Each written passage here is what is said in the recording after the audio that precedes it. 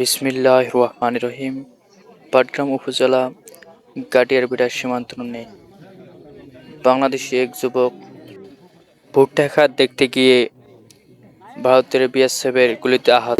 তো আমাদের ছেলে আমাদের ক্ষেত বাড়ি গেছে, ক্ষেত বাড়ি যাওয়াতে বিএসএফ ভুট্টা চাইছে, ভুট্টা নিয়ে দিছে, দিয়া ওনার কাছে একটা মানে করছে আর কি, গুলি করছে, মানে ওভার বুলেট মারছে। ওভার বুলেট মারার কারণে আমার ছেলের এইখানে খুব আহত অবস্থায়, সে এখন তার মৃত্যুর সাথে রংপুর মেডিকেল হাসপাতালে তার পাঞ্জার হতেছে।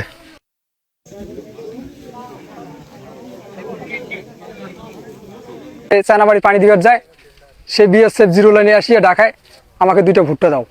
সে বাচ্চা মানুষ, 2টা ভুট্টা দিবার যেয়া তাকে ওই হাতে নেওয়ার সাথে সাথে গুলি করে। তা সে একটু চালাক ছিল বেশি, সে বসার কারণে তার বাহায় গুলি লাগে।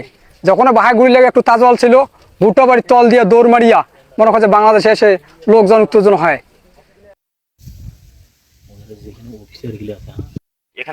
আসলে ঘটনাটা এখানে তো আমাদের এই যে জায়গাটায় বর্তমান বিএসএফ উত্তেজনা এবং বিরাজমান করতেছে, সেটা কিন্তু 29 পিল্লার 26 সে তার ভুট্টা বাড়ি ক্ষেত দেখার কারণে তার কাছে নাকি বিএসএফ ভুট্টা চাইছিল।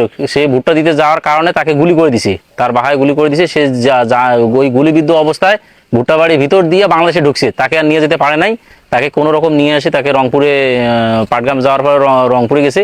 কিন্তু এখন দেখা গেল যে এদিকে আমাদের এই 29 পিলারে এখানে বিএসএফ অতর্কভাবে তারা চাটতেছে এবং বিভিন্ন রকম করে আমাদের জিরো লাইনের কাছে আসতেছে, আমাদেরকে ডাকতেছে এবং আমরা খুবই ভয়ে আছি। আসলে মানে 2 নং পাটগ্রাম ইউনিয়ন, রহমতপুর 1 নং ওয়ার্ড, ডাঙ্গারবাড়ি অবস্থিত।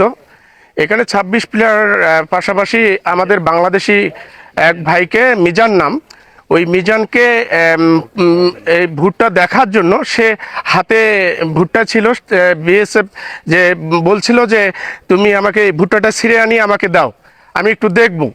তো এ তো ছেলে মানুষ, সেটা বুঝতে পারেনি, না বোঝার কারণে ও হয়তো ভুলবশত ওই ভুট্টাটা তাদেরকে দেখাইতে গেছে।